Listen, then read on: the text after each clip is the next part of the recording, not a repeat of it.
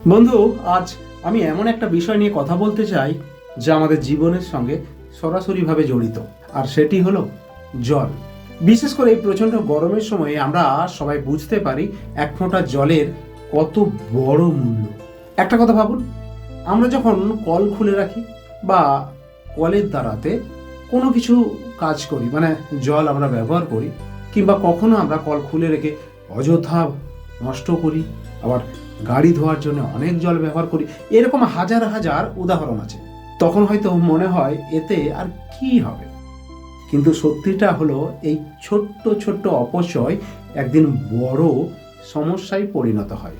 আজ পৃথিবীর অনেক জায়গায় মানুষ পরিষ্কার পানীয় জল পায় না। কিছু মানুষকে প্রতিদিন অনেক দূর দূরান্ত হেঁটে শুধু এক বালতি জল আনতে হয়। আমরা যদি একটু সচেতন হই তাহলে এই সমস্যা অনেকটাই কমানো সম্ভব। আমরা কি করতে পারি?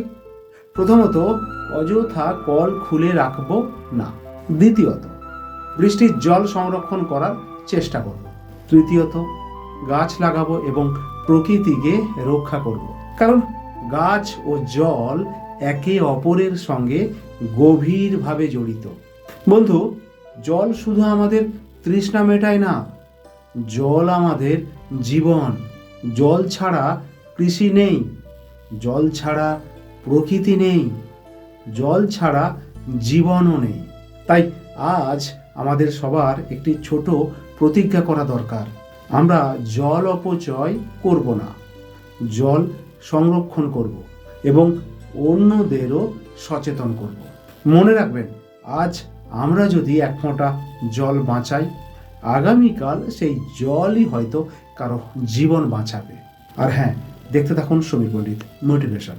নমস্কার।